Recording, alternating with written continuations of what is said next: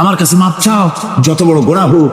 ওয়াকালা রাব্বুকুম উদউনি আস্তাজিব লাকুম, তোমার প্রভু তোমাকে ডেকে বলেছে আমাকে ডাকো, আমি মাফ করে দেবো। সুবহানাল্লাহ। কত বড় কথা, আমাকে ডাকো, নিরাশ হয়েও না, হতাশ হয়েও না। আল্লাহর গজব বেশি না রহমত বেশি? আল্লাহর রহমত বেশি। হাদিসে কুদসির ভিতরে এসেছে, আল্লাহ পাক বলেছে, কোন বান্দা যদি আমার দিকে এক বিগত অগ্রসর হয়, আমার রহমত তার দিকে এক হাত এগিয়ে যায়। কোন বান্দা যদি আমার দিকে হেঁটে আসে, আমার রহমত তার দিকে দৌড়ে যায়। বান্দা যখন আল্লাহর দরবারে দুহাত উঁচু করে চোখের পানি ফেলে দেয়, মুসলিম শরীফের হাদিসের ভিতরে এসেছে, গভীর রাত্রে, রাতের তৃতীয় অংশে আল্লাহ রাব্বুল আলামিন প্রথম আকাশে আসেন আর ডেকে বলেন, পৃথিবীতে আছো নাকি কেউ গুনাহ করে জীবন বরবাদ করে দিয়েছো, আমার কাছে মাপ চাও। ঋণগ্রস্ত আছো, অসুস্থ আছো, অপমানিত আছো, কে আছো মাজলুম, আমাকে ডাকো, আমার কাছে বলো, আমি ডাকে সাড়া দেব, জীবনের আশা পূরণ করে দেব। ওই সময় যেই সমস্ত লোকেরা কাঁদে তাহাজ্জুদের নামাজ পড়ে, আল্লাহ জিজ্ঞেস করেন ফেরেশতারা, অমুক অমুক দেশ অমুক অমুক বান্দারা কাঁদে কেন? ফেরেশতারা বলে, রব্বুল আলামিন তুমি তো ভালো করে জানো। আল্লাহ বলেন, জানি, তবুও তোমাদের মুখে শুনতে চাই। তারা বলে, রব্বুল আলামিন তোমার এই বান্দা গুনাহ করেছি, গুনার জন্য মাফ চায়, জাহান্নাম থেকে বাঁচতে চায়। আল্লাহ পাক বলেন, ফেরেশতারা আমার এই বান্দারা আমারে দেখেছে নাকি? বলে দেখে নাই। বলে আমার দোজখ দেখেছে নাকি? বলে না, তাও দেখে নাই। আমার বেহেশত দেখেছে নাকি? বলে না, তাও দেখে নাই। আল্লাহ পাক বলেন, ফেরেশতারা সাক্ষী থাকো, ওরা আমাকে দেখে নাই, আমার বেহেশত দোজখ কিছুই দেখে নাই, শুধুমাত্র আমার নবীর কথা, আমার কোরআনের কথা বিশ্বাস করে আরামের ঘুমকে হারাম করে যেভাবে তারা কাঁদতেছে, সাক্ষী থেকে যাও ফেরেশতারা, আমার রহমতের দরিয়ায় জোশ মেরেছে, আমার ওই ক্রন্দনরত বান্দাগুলিকে আমি আল্লাহ মাফ করে দিলাম। সুতরাং মুমিন বান্দা যারা, আল্লাহর মুমিন বান্দা যারা, এই ঈমানের কোয়ালিটি, এটাও হতাশায় নিরাশায় ভেঙে পড়বে না। গুনাহ তো মানুষই করে, গুনাহ হয়ে গেছে, মাপ চাও। তোমার গুনাহ কদ্দুর? তোমার গুনাহ যদি হয় পাহাড় সমান, আল্লাহর রহমত আকাশ সমান। জাহান্নামের কঠিন শাস্তি থেকে বাঁচতে হলে আল্লাহর প্রতি ঈমান আনতে হবে। আর ঈমান আনলে যে কোয়ালিটি গুলি হয়, হওয়া উচিত, সেগুলি আমি আপনাদের সামনে আলোচনা করছি। এরপর আরেকটি কোয়ালিটি হবে মুমিনের, তা হলো কঠোর কঠিন বিপদে অবিচল থাকবে, বিপদে ভেঙে পড়বে না। বিপদ আপদ, শত্রুতা, ক্ষয় ক্ষতি যা কিছু হয় সবই আল্লাহর পক্ষ থেকে, এটা মেনে নিতে হবে এবং ধৈর্য ধারণ করতে হবে। বিপদ মুসিবত শুধু উম্মতের জন্য নয়, দুনিয়ার সমস্ত নবীদের বিপদ এসেছে, হয় নাই? নবীদের বিপদ আসে নাই? কোরআনে কারীম থেকে শুনুন, আল্লাহ রাব্বুল আলামিন বলেন, وَكَذَلِكَ جَعَلْنَا لِكُلِّ نَبِيٍّ عَدُوًّا مِنَ الْمُجْرِمِينَ। আল্লাহ পাক বলেন, এমনি করে আমি সকল নবীদের শত্রু বানিয়ে দিয়েছি সব পাপিষ্ঠ আর অপরাধ প্রবণ লোকদেরকে। প্রত্যেক যুগে নবীদের শত্রু ছিল, প্রত্যেক যুগে নবীদের কি ছিল? শত্রু ছিল। সে শত্রু কারা ছিল? আল্লাহ পাক বলছেন, নবীদের শত্রু ছিল পাপিষ্ঠ আর অপরাধ প্রবণ লোক, এরাই ছিল নবীদের দুশমন। রাসূলগণের অবস্থা যদি এই হয়, তাহলে তার উম্মত, ওই দিনের ধারক বাহক যারা, তাদের বুঝি বিপদ আপদ হবে না নাকি? হবে কিনা? তো ইসলামের বিরোধিতা যারা করে, কোরআনের পরিভাষায় বলা হয়েছে ইসলামের দুশমন, নবীদের দুশমন। দুনিয়ার সব পাপিষ্ঠ আর অপরাধ প্রবণ লোকেরাই ইসলামের দুশমন হয়, নবীদের দুশমন হয়। আজও দেখেন, আজও তাকিয়ে দেখেন, ইসলামী আন্দোলনের বিরোধিতা যারা করে তারা পাপিষ্ঠ চরিত্রের কিনা, তাকায় দেখেন, খুঁজে দেখেন, সর্বত্র খুঁজে দেখুন, খুঁজে দেখুন। যারা ইসলামী আন্দোলনের বিরোধিতা করে, যারা ইসলামকে মিটিয়ে দেওয়ার চেষ্টা করতেছে, যারা ইসলামকে মৌলবাদ বলে, ইসলামকে সাম্প্রদায়িক বলে, কোরআনে কারীমের কথা কত স্পষ্ট যে নবীদের দুশমন হয়, ইসলামের দুশমন হয় মুজরিম লোকেরা, অপরাধ প্রবণ আর পাপিষ্ঠ লোকেরা। আজও আমরা দেখতে পাই এই শ্রেণীর লোকেরা পাপিষ্ঠ এবং সবচাইতে সমাজের নিকৃষ্ট ধরনের চরিত্রহীন লোক। নামাজ নাই। আপনি খুঁজে দেখেন, ইসলামী আন্দোলনের বিরোধিতা যারা করছে, যারা নেতৃত্ব দিচ্ছে, নামাজ নাই, রোজা নাই, চরিত্র নাই, হজ নাই, যাকাত নাই, মদ, জুয়া, জেনা, ব্যভিচার ইত্যাদিতে লিপ্ত। চেহারা দেখলে ছেলেপেলেরা 2 গ্লাস পানি খায় ভস্মটে। কথা ঠিক কিনা কর? এই হলো অবস্থা। মারে কেন? মুমিনদেরকে, পয়গম্বরদেরকে, সাহাবীদেরকে এবং ঈমানদারদেরকে মারে কেন? তার কারণ হচ্ছে আল্লাহ রাব্বুল আলামিন বলেছেন, ওয়া মা নাকামু মিনহুম ইল্লা আইয়ুমিনু বিল্লাহিল আজিজিল হামিদ। কাফিররা ঈমানদার লোকদেরকে অন্য কোন অপরাধী নির্যাতন চালায় না, নির্যাতন চালায় শুধু এই কারণে যেহেতু মুমিন লোকেরা পরাক্রমশালী, আল্লাহ রাব্বুল আলামিনের দ্বীনকে কায়েম করতে চায়, তার উপরে ঈমান এনেছে, এই কারণেই তারা মারে। ঠিক কিনা কর? যুগে যুগে নবীদের উপরে, সাহাবীদের উপরে যে অত্যাচার হয়েছে, সেই অত্যাচার এই কারণেই হয়েছে, অন্য কোনো কারণে নয়। এই কঠিন বিপদে অবিচলতা এবং ধৈর্যের দৃষ্টান্ত নবীগণ পেশ করেছেন পৃথিবীর বুকে। আমরা দেখেছি ইব্রাহিম আলাইহিস সালামকে আগুনে ফালানো হয়েছে, আছে না কোরআন শরীফে? আমি কিন্তু গল্প করতেছি না, সব কোরআনের কথা। কিসের কথা? ইব্রাহিম আলাইহিস সালামকে আগুনে ফালানো হচ্ছে। অপরাধ কি? অপরাধ হচ্ছে হযরত ইব্রাহিম আলাইহিস সালাম দাওয়াত দিয়েছেন, লা ইলাহা ইল্লাল্লাহ। জোরে পড়েন, লা ইলাহা ইল্লাল্লাহ, লা ইলাহা, লা ইলাহা ইল্লাল্লাহ মুহাম্মাদুর রাসূলুল্লাহ। হযরত ইব্রাহিম আলাইহিস সালাম দ্বীনের দাওয়াত দিয়েছেন, এক আল্লাহর দাওয়াত দিয়েছেন, ঈমানের দাওয়াত দিয়েছেন। আর কোন অপরাধ ছিল না। নমরুদ সহ্য করতে পারলো না।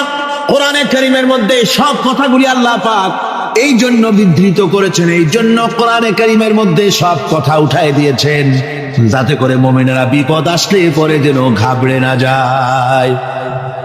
ইব্রাহিম আলাইহিস সালামকে আগুনে ফালানো হচ্ছে। ফেরেশতা বলছে, ইব্রাহিম তোমারে আগুনে ফেলায় দাও, হতেছে আমার কাছে সাহায্য চাও, আমার কাছে ক্ষমতা আছে, আগুনগুলো উঠাই নমরুদের বংশ জ্বালায় দেব। হযরত ইব্রাহিম ফেরেশতার কাছে সাহায্য চাইছিলেন নাকি? তিনি বললেন, ফেরেশতা তোমার কাছে সাহায্য কেন চাইবো? আমি তো এমন কোন অন্ধ আল্লাহর ইবাদত করি না যেই অন্ধ স্রষ্টা তার গোলামের দুঃখ দুর্দশা না দেখেন। আমি তোমার কাছে সাহায্য চাইবো না। হযরত ইব্রাহিম আলাইহিস সালাম পাস করলেন। কি বলেন, পাস করছেন না? ঈমানের পরীক্ষায় পাস। আগুনের মধ্যে হযরত ইব্রাহিমকে যখন ফেলানো হচ্ছে, রব্বুল আলামিন আগুনের প্রতি নোটিশ করে দিলেন, ইয়া নারু কুনি বারদাও ওয়া সালামান আলা ইব্রাহিম। আগুন আমার ইব্রাহিমের জন্য শান্তিদায়ক, ঠান্ডা হয়ে যা। এখন কি আর আগুনের বাপের ক্ষমতা আছে ইব্রাহিমকে পোড়ানো? আর ক্ষমতা নাই। আমার বন্ধুগণ, ইব্রাহিম আগুনের ভিতরে আরামে বসা আছেন, আর ওদিকে নমরুদ বসে বসে দেখতেছে দূর থেকে। ইব্রাহিম তো জ্বলে না, গায়ের মধ্যে আগুন জ্বলে গেল। ডাক দিয়া কয়, আগুন তোর হলো কি? কেন জ্বালাইতে পারিস না আমার দুশমন রে? হলোটা কি তোর? তোর কি জ্বালানো শক্তি বন্ধ হয়ে গেল নাকি? আগুনের ভিতর থেকে জবাব এলো, নমরুদ রে, আমার ভিতরে জ্বালানো শক্তি আছে কি নাই যদি প্রমাণ করতে চাও, টেস্ট করতে চাও, তুই নিজে আয়, তোরে শুদ্ধ তামাম দুনিয়া জ্বালাই দিতে পারি, ইব্রাহিমের এক গাছা পশম জ্বালাই দিতে পারি না। তার কারণ হচ্ছে আমি হচ্ছি মাখলুক, আল্লাহ হচ্ছেন খালিক। আল্লাহ আমাকে বলেছেন না জ্বালাতে, তুমি 1000 বার বললেও আমি ইব্রাহিমকে জ্বালাইতে পারবো না। কোরআনে কারীমে ঘটনা বলে মুমিনদেরকে সাহস দেওয়া হচ্ছে, মুমিনেরা দ্বীনের কাজ করতে গিয়ে বিপদ আবাজ আসবে, ঈমানের দাবি হলো বিপদ আসবে, আর বিপদ আসলে ঘাবড়ায় যেও না, মুসিবতে পড়ে চিন্তায় পেরেশানে হয়রান হয়ে যেও না। বিশ্বকবি আল্লামা ইকবাল কি সুন্দর করে বলেছেন, আজ ভি হোক জু ইব্রাহিম কা ইমা पैदा आग कर सकती है एक अंदाज गुलिस्तां पैदा। ইব্রাহিমের ঈমান যদি আজিও কোথাও হয় বিদ্যমান, করতে পারেন অগ্নিকুণ্ডে খুবসুরত এক গুলিস্তান। আজও যদি আগুনের ভিতরে কোন নমরুদ কোন ইব্রাহিমকে যদি ফেলে দেয়, আল্লাহ রাব্বুল আলামিন আজও আগুনকে ফুলের বাগান বানায়া দিবেন। সুবহানাল্লাহ। ভয় পাওয়ার কারণ নাই, চিন্তা করার কোনো কারণ নাই। আমার বন্ধুগণ, হযরতে হুদ আলাইহিস সালামকে যখন সমাজের লোকেরা, রাষ্ট্রের লোকেরা ঘিরে ফেলে দিল, সমাজ শক্তি, রাষ্ট্র শক্তি যখন তাকে ঘিরে ফেলে দিল, ষড়যন্ত্রের পাহাড় তুলে দিল, তারে মেরে ফেলে দিবে, হযরত হুদ দেশ থেকে তা পালায় গেলেন না, ভয় পেলেন না। হযরতে হুদ আলাইহিস সালাম বললেন, কোরআনে কারীমে হযরত হুদের কথা কোট করা হলো, ফাকিদুনি জামিআন সুম্মা লা তুনজিরুন। সম্মিলিতভাবে ষড়যন্ত্র করো আমার বিরুদ্ধে, সবাই মিলে ষড়যন্ত্র করো, সুম্মা লা তুনজিরুন, আর আমাকে এতটুকু অবকাশ তোমরা দিও না। ইন্নী তাওয়াক্কালতু আলাল্লাহি রাব্বি ওয়া রাব্বিকুম, আমি ভরসা করেছি সেই আল্লাহর উপরে, যার কুদরতি হাতের ভেতরে, যিনি আমাদের রব তোমাদেরও রব, আর যার কুদরতি হাতের ভিতরে তামাম পৃথিবীর জানগুলি যার হাতে, সে আল্লাহর উপরে ভরসা করেছি। ষড়যন্ত্র যদ্দূর আছে করতে থাকো, আমি ষড়যন্ত্র পরোয়া করি না। সুবহানাল্লাহ। এটাই হলো মুমিনের কোয়ালিটি। শুধু ঈমান, লা ইলাহা ইল্লাল্লাহ মুহাম্মাদুর রাসূলুল্লাহ, গরুর গোশত খাই, আর রবিউল মাস আসলে পরে ইয়া নবী সালাম আলাইকা, ইয়া রাসূল সালাম আলাইকা, তারপরে গরম গরম জিলাপি আর রসগোল্লা খাইলাম খুব বেশি করিয়া, এর নাম মুমিন নয়। মুমিন হচ্ছে তার চলায় ফেরায়, ওঠায় বসায় সাহসিকতার তার এক আন্দাজ তৈরি হবে সে। আমার ভাইয়েরা, বিপদে অবিচলতা আমাদেরকে পয়গম্বরেরা শিক্ষা দান করেছেন। আমরা দেখতে পেয়েছি বিশ্বনবী জনাবে মুহাম্মদুর রাসূলুল্লাহ সাল্লাল্লাহু আলাইহি ওয়াসাল্লাম হিজরতের রাত, কাফেররা চতুর্দিকে দাঁড়ানো, হযরত জিবরাইল এসে বলেন, ইয়া রাসূলুল্লাহ, হে কাফেররা চতুর্দিকে ঘিরে দাঁড়িয়েছে, গভীর রাত, এখন হাতে তাদের তরবারি, সকাল হলে পরেই তারা আপনাকে মেরে ফেলে দিবে, তাড়াতাড়ি ওঠেন, মদিনার দিকে চলে যান। আল্লাহ নবী ঘুমের থেকে জেগে হযরত আলীকে ডেকে বলেন, আলী, আল্লাহ অর্ডার করেছেন আমি মদিনায় চললাম, আমার বিছানার পরে আমার চাদর গায়ে দিয়ে শুয়ে থাকো। হযরত আলী বলেন, আল্লাহর হাবিব, আপনার চাদর গায়ে দিয়ে ঘুমিয়ে থাকবো, সকালবেলায় কাফির বেঈমানেরা আপনার বিছানার পরে আপনার চাদর গায়ে দেওয়া অবস্থায় আমি আলীকে তারা মুহাম্মদ মনে করবে, আর আমি আলীকে নবী মনে করে তারা তাদের তরবারি দিয়া কেটে কেটে টুকরা টুকরা করে আমারে বিদায় করে দেবে দুনিয়া থেকে। এতটুকুনো পরোয়া করি না, বরং আমার দিলের মধ্যে এটাই তৃপ্তি থাকবে যে আমি আলীর জীবনের বিনিময় আল্লাহর হাবিব দুনিয়ায় বেঁচে আছে। যে ব্যক্তি বিদ্রোহ করেছে এবং দুনিয়ার জীবনকে অগ্রাধিকার দিয়েছে, তার জায়গা হচ্ছে জাহান্নাম। জোরে বলেন নাউজুবিল্লাহ। যে ব্যক্তি আল্লাহর সঙ্গে বিদ্রোহ করেছে আর পরকালের জন্য পাথর জোগাড় করে নাই, দুনিয়াকে অগ্রাধিকার দিল, পরকালকে ভুলে গেল, তার জায়গা হলো জাহান্নাম।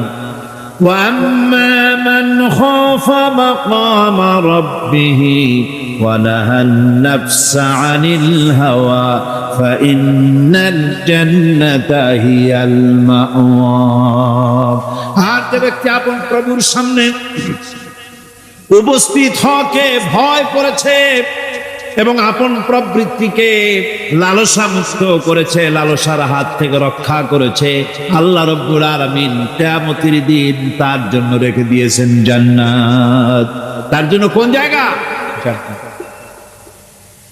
আমাদেরকে পরকাল ভিত্তিক জীবন যাপন যদি করি, তাহলে কবরের জবাবগুলি খুব আসান হবে।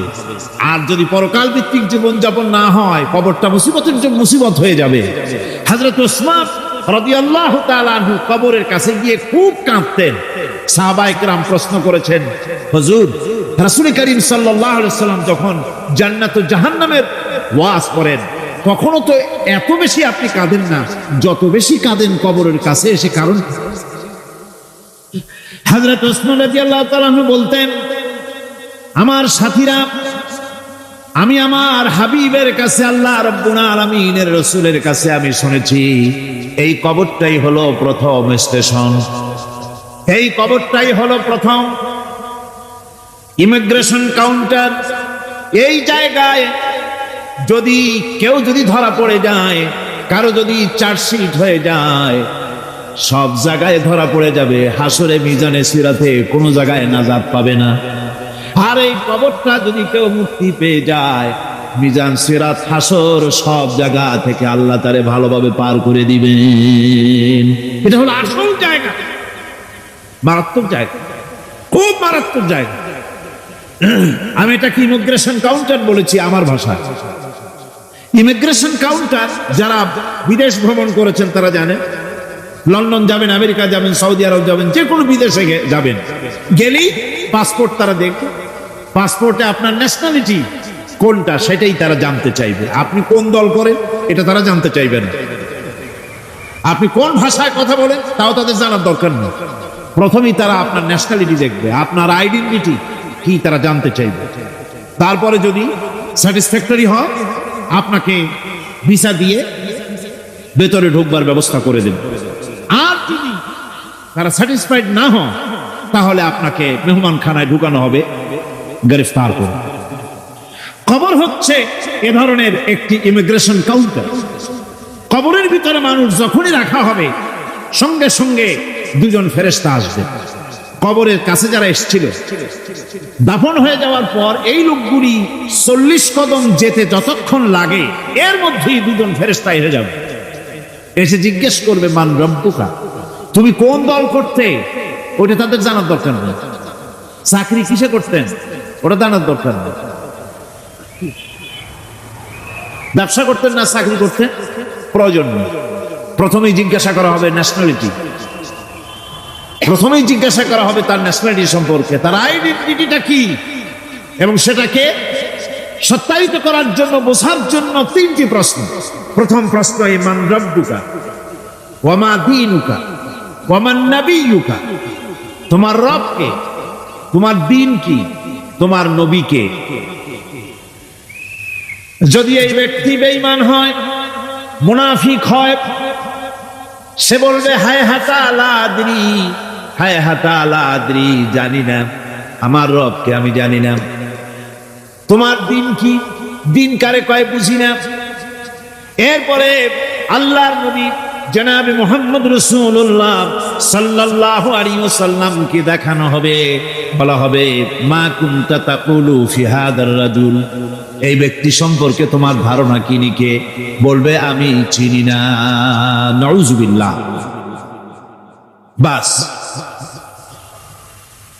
এরপরে তার যা হবার তাই শুরু হয়ে যাবে। আর যদি বান্দাটা মুমিন হয়, প্রশ্ন করা হবে মান রব্বুকা, জবাব দেবে রব্বি আল্লাহ, আমার রব আল্লাহ রাব্বুল আলামিন। ওয়া মা দীনুকা, দীনুনা ইসলাম, আমার দিন হচ্ছে ইসলাম। এরপরে আল্লাহর নবীকে দেখানো হবে।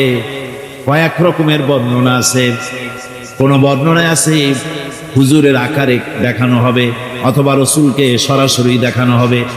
বলা হবে মা কুনতা তাকুলু ফি হাদার রাজুল, এই লোকটি সম্পর্কে ধারণা কি? মুমিন ব্যক্তি বলবে হাদা নবিয়ুনা মুহাম্মাদুর রাসূলুল্লাহ সাল্লাল্লাহু আলাইহি ওয়াসাল্লাম, ইনি আমার তো সেই নবী মুহাম্মাদুর রাসূলুল্লাহ সাল্লাল্লাহু আলাইহি ওয়াসাল্লাম। আমরা যেন এই রকমের জবাব দিতে পারি, আল্লাহ কবুল করো। সকলে জোরে বলো আমিন। জবাব হয়ে যাওয়ার পর গায়ব থেকে আওয়াজ আসবে, ফাফরিশু বিল জান্নাতি ওয়ালবিসু বিল জান্নাহ, ও আমার ফেরেশতারা, আমার এই বান্দাকে জান্নাতের পোশাক পরায়া দাও, আর কবরটাকে জান্নাতের বিছানা বিছায়া দাও। জান্নাতের পোশাক পরায়া দাও, জান্নাতের বিছানা বিছায়, ইলা মাদ্দা বাসারিহি, তার চোখের দৃষ্টি যত দূর যায় কবরটা ততটা প্রশস্ত করে দাও। এরপর বেহেশতের পোশাক পরাইয়া, বেহেশতের বিছানা বিছায়া ফেরেশতা বলবে নূম কানাউমুল উরুস, ঘুমিয়ে যাও।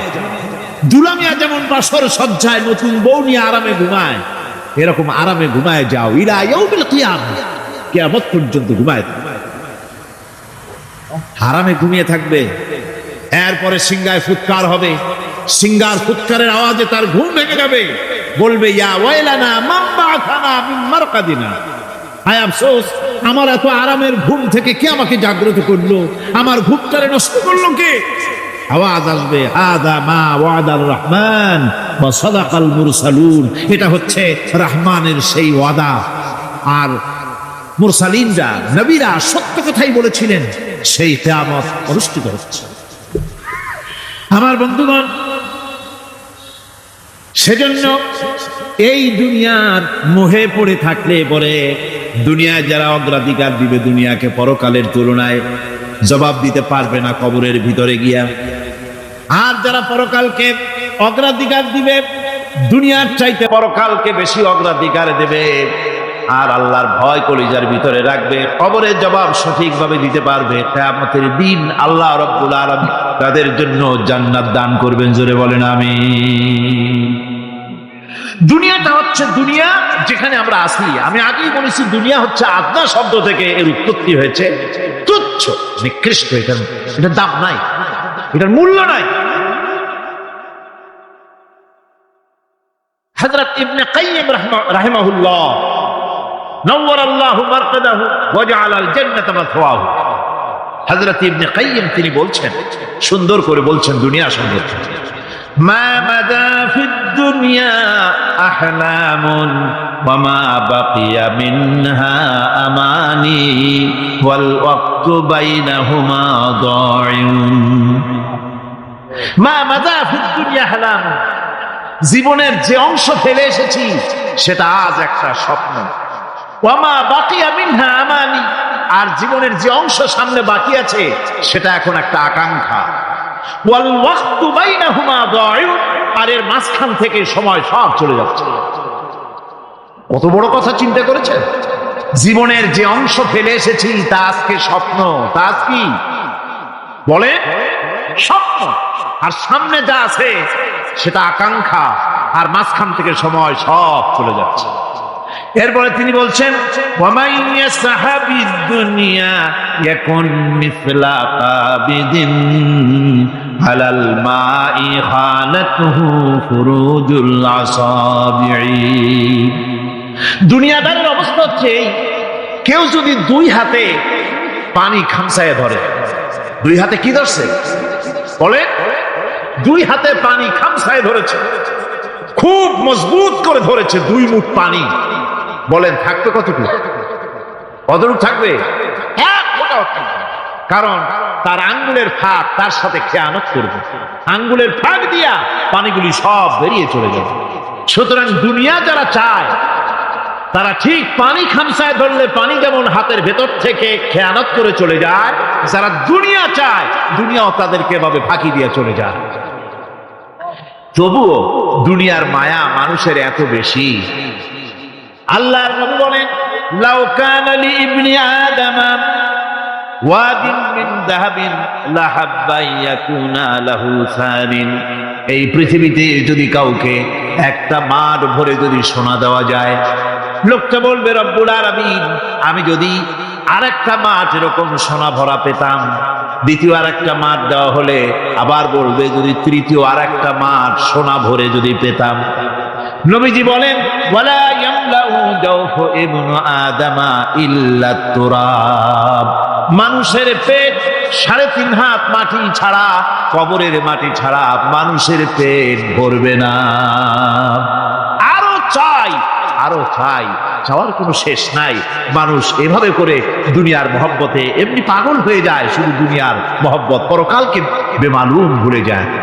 আমি কিন্তু এই কথা বুঝাতে চাই নাই যে পরকালের মহব্বতে, পরকালের ভয়তে বা পরকালের জন্য দুনিয়া আপনি বাজার ঘাট বেচা কিনা ব্যবসা বাণিজ্য সবকিছু ভুলে যান, না তা নয়।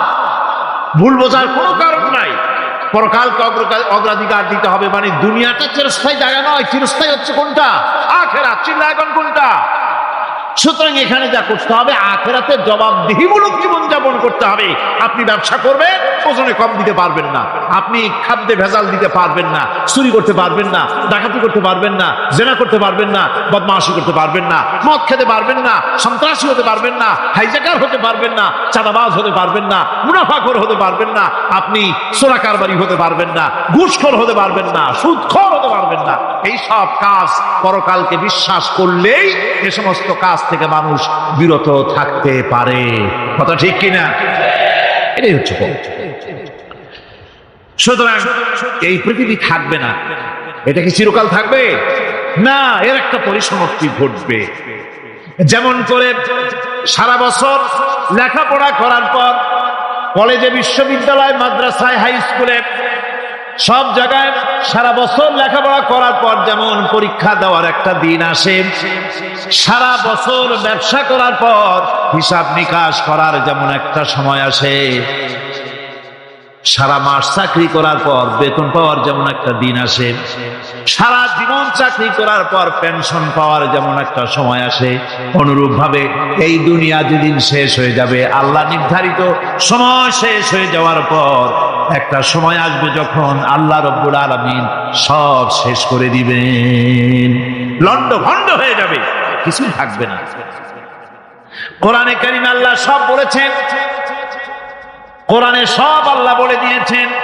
আল্লাহ পাক বলেন এই পৃথিবীর সব কেমন ভাবে ধ্বংস হবে তার চিত্র আল্লাহ পাক কোরআনে কারীমে তুলে ধরেছেন।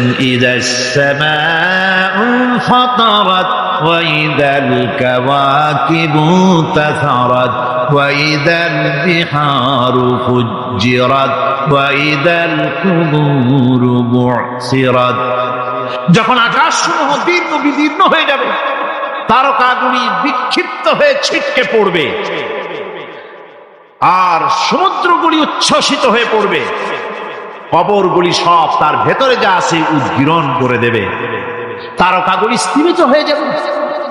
এরপরে সমস্ত আকাশগুলি কিতাবের পৃষ্ঠার মতো একটার পরে একটা ঠাস ঠাস করে পড়তে থাকবে, চূর্ণ বিচূর্ণ হয়ে ভেঙে চুরে একাকার হয়ে যাবে। পাহাড়গুলিকে উড়িয়ে দেওয়া হবে, চন্দ্র এবং সূর্য একাকার হবে। আল্লাহ রাব্বুল আলামিন বলেন ফাইদা বারিকাল বাসার ওয়া খাসাফাল কমার ওয়া জুমিআশ শামসু ওয়াল কমর। চক্ষু যখন বিস্ফারিত হয়ে যাবে, চাঁদ যখন তার আলো হারিয়ে ফেলবে, সূর্য যখন তার আলো হারিয়ে ফেলবে, চাঁদ আর সূর্য সব একাকার হয়ে যাবে, সেই সময় অবস্থাটা কি চিন্তা করো। মানুষ হয়রান হয়ে দৌড়াদৌড়ি করবে। ওয়াহুমিলাতিল আরদু ওয়াল জিবালু ফাদুক্কাতা দাক্কাতান ওয়াহিদা। জমিন এবং পাহাড়গুলির মধ্যে আল্লাহ রাব্বুল আলামিন সংঘর্ষ বাজিয়ে দিবেন, পাহাড়গুলি ভেঙে চুরে টুকরা টুকরা হয়ে যাবে, পাহাড়গুলি উঁচু করে জমিনের উপরে আছাড় মেরে আল্লাহ রাব্বুল আলামিন ভেঙে চুরে চুরমার করে দিবেন। সুবহানাল্লাহ। ওয়া তাকুনুল জিবালু কালইহনিল মানফুশ। পাহাড়গুলো পেঁজা ধোনা তুলার মতো করে উড়িয়ে দেওয়া হবে, পাহাড় উড়ে যাবে। সুবহানাল্লাহ। পাহাড় পাথরের তৈরি করা পাহাড়, এই পাহাড়গুলি তুলার মতো হয়ে উঠবে কিভাবে? আমি এই দৃশ্য নিজের চোখে কিছুটা হলেও দেখছি। আজ থেকে 10 দিন আগে আমি ইতালি সফর করে এসেছি। ইতালির রাজধানী রোম। রোম প্রাচীন সভ্যতার লালন ভূমি। কোরআনে কারিমে সূরা রোম রয়েছে, এই রোম সেই রোম। এখানের বাদশার কাছে রাসূল করিম সাল্লাল্লাহু আলাইহি ওয়াসাল্লাম হেরাক্লিয়াসের কাছে চিঠি পাঠিয়েছিলেন, সেই রোম। 12 থেকে 15,000-এর মতো বাংলাদেশি মুসলমান সেখানে আছে। জুমার দিন, যেদিন আমি গেলাম তার পরের দিনই জুমা ছিল। জুমার নামাজ পড়লাম ভ্যাটিকানের কাছেই বিশাল মসজিদ। ইউরোপের ভিতরে সবচাইতে বড় মসজিদ এটা। রোম ইসলামের দুশমনদের রাজধানী। সেইখানে যখন আযান হচ্ছে আশহাদু আন্না মুহাম্মাদার রাসূলুল্লাহ, আমার অনুভূতির কথা আপনাদেরকে বোঝাতে পারবো না, কি অনুভূতির সৃষ্টি হয়েছে আমার ভেতরে। ভ্যাটিকানের পোপ এক পাশে, কিছু দূরেই ভ্যাটিকান, ওটা হচ্ছে গোটা পৃথিবীর সমস্ত খ্রিস্টানদের কাবা, ভ্যাটিকান। তার পাশেই বিশাল মসজিদ, সেখানে নামাজ পড়লাম। চিন্তার ভেতরে আসলো আল্লাহ রাব্বুল আলামিন তার হাবিবের নাম, তার তাওহীদ, তার রিসালাতকে কিভাবে বিশ্বময় ছড়িয়ে দিলেন। আবু জাহেল চাইছিল মুহাম্মদ সাল্লাল্লাহু আলাইহি ওয়াসাল্লামকে স্তব্ধ করে দেবে মক্কার জীবনেই। কত বদনাম, সাহের, কাহেন, কাযযাব, শায়ের, নাউযুবিল্লাহি মিন যালিক, কত গালাগালি করলো। আর আল্লাহ শোনালেন, হাবিব চিন্তার কোনো কারণ নাই, ওয়া রাফা'না লাকা যিকরাক, আমি আপনার প্রশংসা বিশ্বময় ছড়িয়ে দেব। সুবহানাল্লাহ। রোম প্রোগ্রাম শেষ করে আমাকে তারা নিয়ে গেল, যেটা আমি বলছি সবর কাহিনী শোনাবার সময়টা না, যেহেতু এর সঙ্গে প্রাসঙ্গিক সেজন্য বলছি। পাহাড় কেমনে তুলার মতো হয়ে উঠবে তার নজির দেখেছি। রোম শহর থেকে 300 মাইল দূরে, 300 কিলোমিটার দূরে নেপোলিয়ান বোনাপার্ট তার বাড়ি, এবং ওটা তার নামে একটা প্রভিন্স। ভূমধ্য সাগরের পারে ভিসুভিয়াস, পৃথিবীর সবচাইতে বড় আগ্নেয়গিরি, সেটা দেখাতে নিয়ে যাওয়া হলো আমাকে। যে পাহাড়টা পৃথিবীর মাটি থেকে তার চূড়া হচ্ছে 3 মাইল উঁচু, এর 2 মাইল